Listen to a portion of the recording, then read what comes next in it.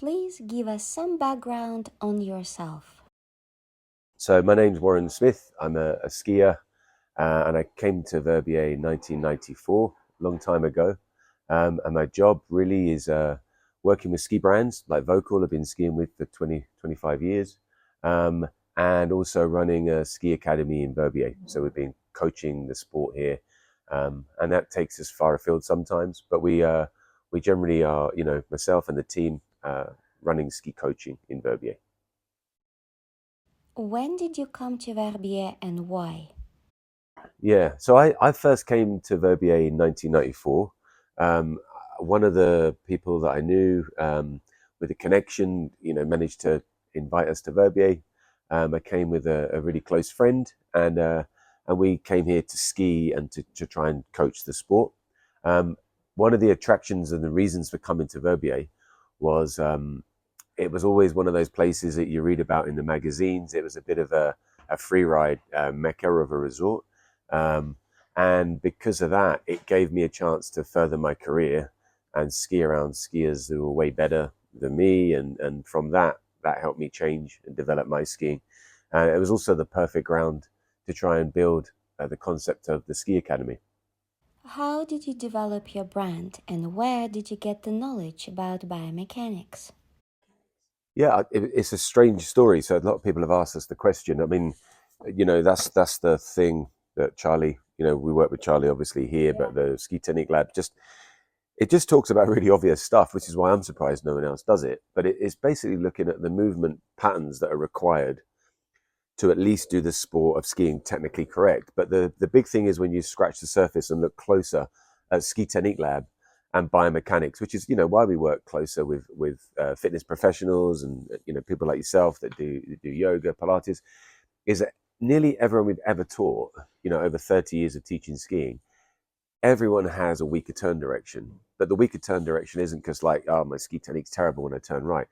If you scratch a surface, it's actually because the person has an imbalance between left and right side of the body. And what we did over the years, or what I sort of developed, is it's just common sense, right? So I'm not qualified, I'm not scientific. There's no way in the world you'd sort of give me it's not rocket science. It to me is just looking at an image of a skier and saying, well, yeah, they're making a really nice turn to the right, turn to the left. What's happening on turn to the left? Are the hips rotating? Why is the hip rotating? It's because they don't have inner rotation ability on their right leg, inner rotating to the left. So when we developed a lot of the tests, they all came out of our early day ski courses on the evening of the video analysis session. And on the video analysis session on the Monday, Thursday evening, we'd see it as plain as light. Looking at the video, it's really obvious. But what we started doing on the video analysis session is actually mimicking the movement pattern in just the physical sense, not the skiing sense, and sort of held someone's hips and said, step your feet around to the right. And they'd step their feet around to the right. And this is really common, right? So to this day, we've just finished a tour around the UK. We've done the ski shows, got through about 1,000 people, and the results are always the same. On a rotation to, say, finishing off your ski turn, if you're in Tortan or Gentian or something like that, someone's got to steer their skis enough across the hill to break their speed or to control their speed. And nearly everyone has a 30-degree difference between left and right of inner rotation of the outside leg. So most people can sort of steer the inner rotation of one leg, about 60, 70 degrees. The other way locks out around 30, 40. And we always say to people, we encourage people to do yoga, we encourage people to do Pilates. You really have to hammer it home as to how important it is for someone's ski technique. But that's how Ski Technique Lab has come about. It's kind of just looking at it. It's the same with ankle flex. People can be restricted one side or the other. It's the same with controlling the lateral axis of symmetry. They don't switch on adductors and abductors. And all these things you can obviously do in a gym. So, the big thing for us was to work around the idea that ski technique can't survive, doesn't work, doesn't function on its own. So it has to have ski biomechanics attached to it for the solution, and it has to have equipment precision attached to it. So all three, that's why we call it the three-way lineage. The one doesn't work without the other. So the gym coach and the ski boot fitter is as important, if not more important, than the ski coach. You could have the best ski coach in the world, but if your physiology is not set up, that best ski coach in the world is still going to be screaming at you, finish off your left-hand turn, But if the hip's rotating because the leg couldn't do the job, you're not going to ski it technically correct anyway. So that the idea behind Ski Technique Lab is that it's to highlight it, but it's also to give people a bit of a DIY chance at changing a big part of their skiing. And quite often you can change more inside Ski Technique Lab than you can on a ski lesson, which is not, it's kind of counterintuitive selling that because we're selling ski lessons. But actually, we'd rather be honest about the fact that you can get so much done if you just follow these 6 processes and then go and work with your partner, in fitness to get better at it. Biomechanics as a way to prevent injuries. What's interesting on Ski Technique Lab, one of our people might know them, they might not, but Fortius Clinic are a surgical unit in London. They look after all the Premiership footballers, rugby players, tennis players like Andy Murray, whatever. These guys have all come to the lectures and have made a really big point about Ski Technique Lab, the biomechanics of what we do inside our product, being a huge element of injury prevention. Certainly when they're oversubscribed with surgeries, they're trying to get their clients to use this. And it's kind of earned the name of prehab for skiing rather than having to do rehab. Did you have the same vision for your company when you started it as you have now? No, no, no. It's never been a thing to push or force. It's always organically grown, which is a bit like our time in Verbier. It's the same. It's not like we wanted to be in a certain position with the academy. The academy is the same. It kind of, I'd say it changes every month. If you knew it well enough, like that, it's a bit like Ski Technique Lab changes by the month. It changes by working with fitness professionals, surgeons, physios, PTs, everyone like that, getting feedback. It changes by working with ski shops, like really closely with a ski boot fitter to come in and see how someone is set up and how a shop fitter, someone comes in, stands on the foot scanner machine. There's always a red dot on one area where the hips are not aligned. Working with chiropractors to sort of say, like, hardly anyone has a symmetrical hip, when they're beyond the age of 20, 30, because everyone compensates, whether it's physical or left and right side of the brain, so yeah, that's where the concept of what we do is, but it's never finished. It's always changing, and it will probably always change and develop as long as we keep interacting, communicating with people, getting feedback from people. What did you want to achieve when you moved to Verbier? In Verbier, I mean, coming to Verbier in '94 is quite a different picture to Verbier now. It's changed a hell of a lot. I came with a buddy of mine from the UK. We came across. We just kind of wanted to survive the ski season, really. It was like we didn't have much money to do much. I never came from a money background. I was more of a council estate sort of kid, and came to Verbier. A lot of it's like, wow, this place is amazing, and looking at the skiing is just mind blowing. If you love skiing, and I always loved the freeride side of skiing. Um, it was it's almost too much to take in. But the way when I first came here to where the companies ended up, it's like it's not something we ever push towards doing. There are moments where you're sort of going through your time here where you're looking to develop a concept. Most of it is actually about partnerships, friendships, partnerships. Working with people locally to make something, sort of figure out how to make it work. A lot of the time you can hit a brick wall. You're just sort of charging at something, and in a place like Verbier, it's a massive place now, but it's still got that like small village mentality. So from a perspective like myself, I'm like I'm a British Irish sort of background, and I come here as a foreigner, and I still regard myself as a foreigner. And to be honest, I think the way that the community has worked here has been really embracing. So we've worked with the tourist office a lot. We've done events for them in London. We've worked with the lift company at Tele Verbier. They've always been massively supportive. You have to use your brain a little bit in terms of being tactful to tread carefully because we're on someone else's local hometown, and we've always viewed it like that. Um, but the local Swiss ski school have been brilliant. There've been times down the years where we were developing our ski instructor training. We've even had partnerships with the Col de Ski Suisse where Philip May has come in and said, work with you guys really closely. And I kind of like, if I compare scenarios, they've even like back in my hometown of Hemel Hempstead, is funny enough, it's where I learned to ski. It's got a dry ski slope there, which is now an indoor snow dome. the politics that can go on in a small dry ski slope about who's in charge of this and who's allowed to do what. We've been extremely lucky in Verbier, so Verbier has treated us well. If someone asks me like, what do you think of tourist tax? I'd like, yeah, no, not a problem at all. Like, we'll pay twice that. It's a good concept. We couldn't have done the things we've done without the support of Verbier, without the support of the lift company, without the support of loads of local businesses, people. Um, but then it's the same on the hill. It's like the skiing has helped build our business. So the academy, people might look at the academy and say, I want to book on an academy week. And it's got this on it. It's got ski technique lab. It's got bits of biomechanics. People write reviews about it. Great. But it's also based in Verbier. It's you can see what's happening in recent years and how ski seasons are changing. We're all getting affected by things that are making seasons shorten. Um, so we're very, very lucky that we've got that hill that is incredible. For us as a business, it's brilliant because we've got areas for piste skiing that are great, like, really well maintained piste. The guys do an incredible job.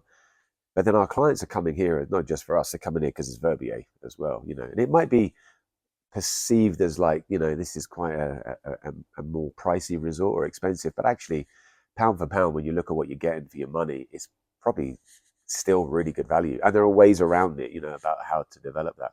But yeah, for me, 1994, I came here. I've done just 30 years here. Um, Hopefully, I'll just keep sort of doing. If I make another 30, I'll be quite happy. So, yeah. What is your contribution to shaping Verbier to the place it is now after 30 years here? Yeah, I understand what you mean. Yeah, I mean, I wouldn't call myself visionary. I mean, what we've done is we've had a lot of passion for skiing. So, coming here in the early days, we've made videos.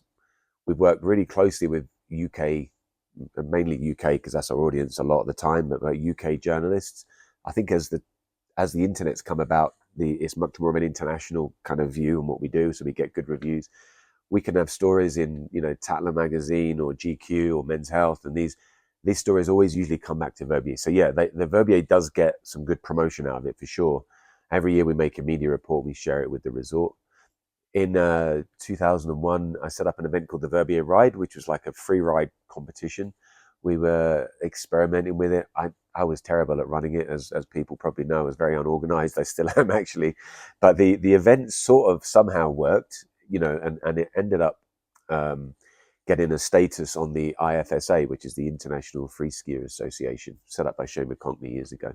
And we eventually, in 2004 or 5, got European status. And in 2006, we actually, on the front of the Mont-Gelais, and I'm sure, not sure if Verbier got videos of it because, Guido was filming it and it had a whole sort of quite a good ambience.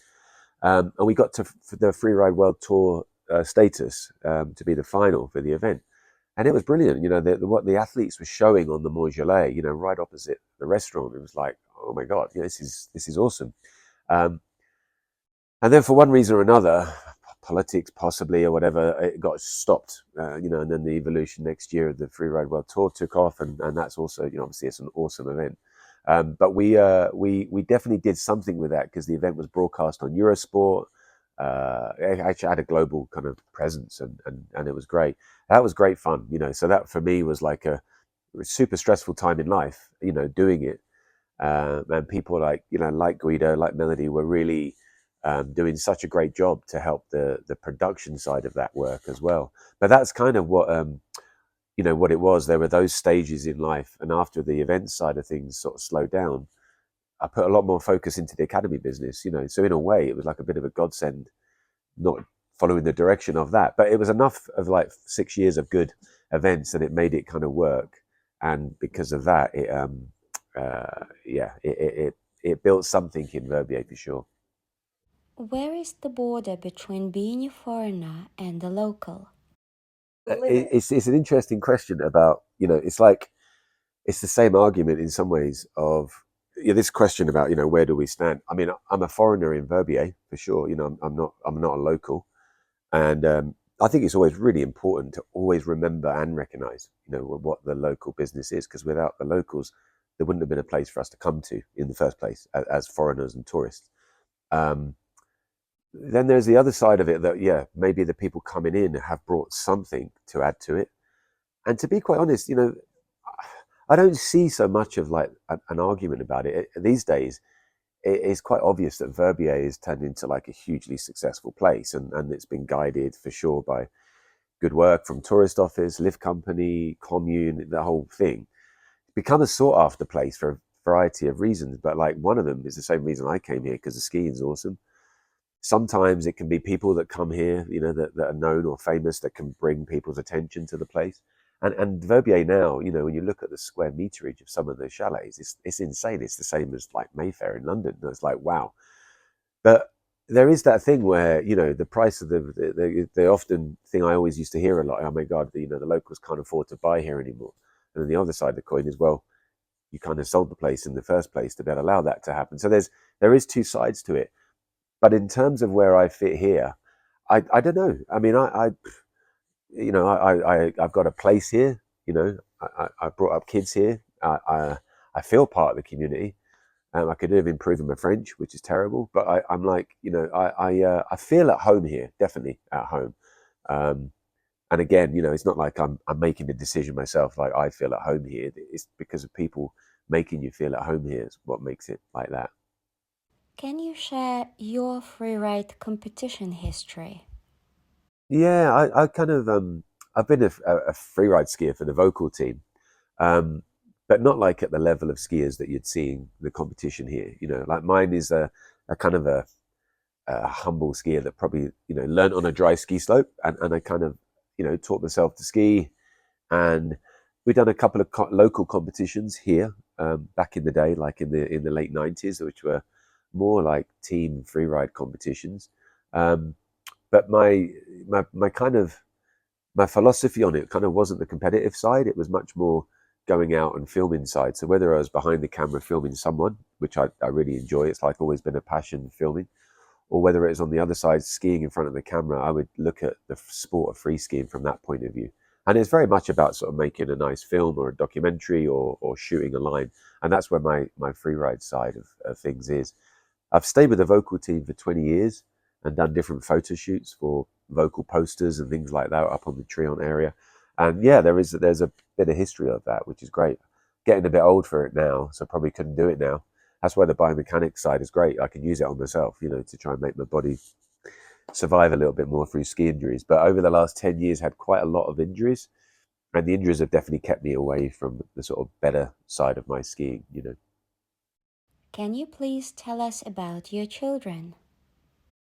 So I got two kids. One is Caleb. Caleb's in the UK at the moment at Exeter University doing a computer science degree. He's a great kid. He was brought up in Verbier until he was 9. But he always regards this as his like, one of his homes, a really special place. Loves coming here. He's always out here for holidays and things like that. And my youngest is Theodore. He's at the Verbier International School preschool. He's a great kid and sort of, getting on with all the bits of developing and stuff like that. So it's good. It's like he definitely takes advantage of the local environment for sure. What are your other passions besides skiing? I mean, skiing obviously is like a passion, and thankfully turned into a career, which I'm very lucky for. But I think from the other sports side, I really like cycling. I've always done road cycling or mountain biking. As a kid, I used to do a lot of BMX. Um, I've had most of my big injuries actually cycling. Like road cycling I had a really bad accident in 2017, and a mountain bike accident last year, which sort of made me sort of lose half the season. Um, but yeah, as a kid, I played a lot of basketball. I was in the local park actually, trying to play basketball the other day when my little one was playing, running around the climbing frame, and these guys were playing. So I got the ball, and I was like, my God, I was like, I didn't even hit the ring. I was like way off. But I used to love and play basketball. Definitely can't play it anymore.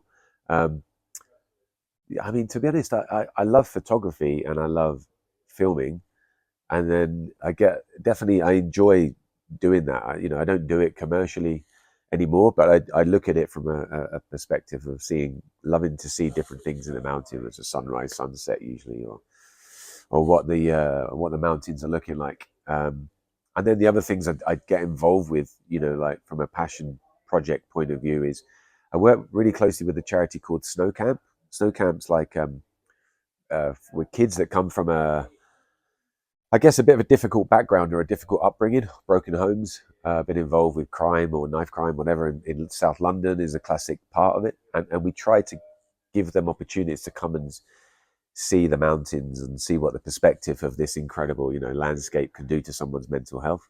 So I put a lot of time outside of work into that, and that's a big thing for me. I know Mike and the guys, I'm not sure Verbier do a lot as well. They've done Verbier events to work with snow camp. So it's a big part for me because it reminds me of what my background was like, what my upbringing was like. And it's just one of those things you naturally want to try and, give back a little bit to it. So What is the biggest change in you over the last 30 years? I think it's physical health, going in to do a sport where, of course, if you want to do skiing at a good level, it requires a certain level of physical health. And damaging joints is like it's quite a difficult thing. So you sort of, even though you do your rehab or you go back to sort of where you think you're going to get to, kind of reminded, like painfully or from your nerve sort of system, like I don't feel right. So from some of the things I've had like that, there's been a bit of a long line of it. I think the last 10 years, started off from snapping my Achilles to having a back injury and having a disc surgery and working your way around the body, and then a few actual quite big accidents. And in that course of 10 years, I can definitely feel a step change. Like physically, it's not quite working as it used to just to run off and do sport. Yeah, that's my thing, I think. What are the biggest changes in Verbier and the mountains over the last 30 years? However it's labeled, but the idea that the ski seasons are getting shorter. We do a lot of work throughout the year actually. We protect our winters, so got a little bit of knowledge on it. But the one thing is losing the snow quicker at the end of the season and not getting it as quick at the start of the season. So the season definitely shortens. One of the bigger things in a way for us as people that like to ski off piste or freeride people, is the temperature shifts. So what we never used to get so much 20, 30 years ago was these days where, you'd be having like minus 10 or 15 and 2 days later it's like plus 11 or plus 12. And you're like, well, and you can even get slush, early February on the piste. And we're just like, that's insane. But the scary part is what it does to the snowpack and the condition of the how the snow is maintained off piste. So you've obviously got to have good knowledge anyway to go off piste, and sometimes people perhaps think they have, but they haven't really studied it enough or done a lot of the work on it to know that. But even if you've studied these days and done your work and done your homework, there's still that sort of higher risk now where a snowpack is more vulnerable, more dangerous, because it's just been heat affected, temperature affected, whether it's super cold and then get into super hot really quickly. It's going to affect a layer of the snowpack. And that's the bit I think that we people need to be aware of, that's really changed. That's definitely changed in 10, 15 years, maybe 20 years. That's a big part of information that kind of needs to get relayed out to people. Like, you can't just traverse the extra 5 or 10 meters nowadays further because it's all going to be cool. You just don't know sometimes, what's the trigger point. But the risks have changed. It's got higher for sure. How do you adapt your business to these changes? Yeah, with the teaching side, we don't generally adapt it because we tend to stay away from areas that have risk anyway. Most of our coaching is done within the constraints of Tortan, Zhangjiang, sometimes skiing highway or Col de Mouche if it's safe, Um, but it doesn't affect us in that way. What it affects us actually more is when, for example, like you just said, if our ski instructor students have been working hard all week, like technical ski work, and they just want to go and like go crazy at the weekend and go and ski freeride terrain, that's the bit we worry about the most. Like, they're going off on their own, they're going off with their buddies. We kind of want to know that they know what they're doing and what the dangers could be. I think that's the education part. That it's not so much about the ski coaching side. It's like we want these guys to go and get a better knowledge of what it could be and why it's a bit more dangerous these days than what it was in previous years. What is your favorite place to go off-piste skiing? Difficult to say. There's so much around here. I agree. Yeah, I mean, if it's talking about Verbier, which I think everyone agrees is one of the best places. I've had some really fantastic days skiing up on Trion, where you're lucky enough to get dropped into certain areas if you're filming, or whatever, that you can ski these lovely, nice steep faces. One of the go-to areas for so many people in Verbier is like the backside of Montfort, and the backside of Montfort has got its obvious sort of area where you look in it and you ski down it, and it's great. But it also branches off into quite a few areas where you put your skins on and you go and venture further afield. That's one of the nicest, kind of such an easy, accessible playground.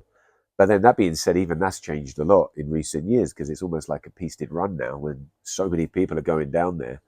And, with things like FatMap, the app that shows you so much of the information, and it's got where to ski, who skied it, a review, these little pointers and tips. Part of that is fantastic, right? But the other part is it makes areas like so accessible now. Mass tourism. What's that? Mass tourism. Yeah, mass tourism. I guess the free riding world has become so big. It's like there's so many people wanting to do it because it looks so awesome, and it is. And that's that's another part. Backside on four isn't what it used to be now, for where you can just drop off and get your great run in. It's very difficult now in Verbier to find that fresh tracks. Quite often we go to other smaller areas around there just to go and get the fresh tracks because Verbier's tracked out so quickly. What are your plans for the nearest future? So from our perspective, or from mine as well, personally, the future here is to try to keep staying fit. That's definitely was what I was talking about earlier, where restrictions or holdbacks for me is the physical health of injuries and coming back from that. And I'll be working on that on a regular basis to try to maintain the fitness side. I think in the terms of the business side, it's evolving the academy. Certainly one of the biggest things for us is going to be remote coaching, using Technique Lab as a model for people to be able to go and coach, train, not with us, with their own ski instructor, maybe in St. Anton or wherever they ski, but use the method and buy programs from us online coaching, send us in videos of them skiing. We analyze their skiing, they go back to their ski coach. Because, 2% of people maybe take ski lessons, 98% of people don't. We want to hit the 98%. That will keep us going quite strong in Verbier. And it might be an office somewhere where everyone's working away as ski coaches, but that's one of the future projects. And then doing other things like to better ourselves in terms of giving out information, sharing interesting stories, a bit like what you're doing now. We'll be setting up our own podcast really soon with the help of a really well-known podcaster called Rangan Chatterjee. He's like one of the top 5 guys on the Apple Podcasts. People will know him, but he's one of our ski clients for 20 odd years, and he's just suddenly become globally really well known. So we're going to get that set up, and the winter's already kind of, most of the weeks are sold out, so it's looking like a really busy winter. So that's really good. Yeah, I mean, from Verbier's perspective, I think in terms of the resort, the future planning of the resort is really interesting. Often going to meetings that the commune are presenting, showing what the bigger developments going on in Le Chab look like. That looks really interesting.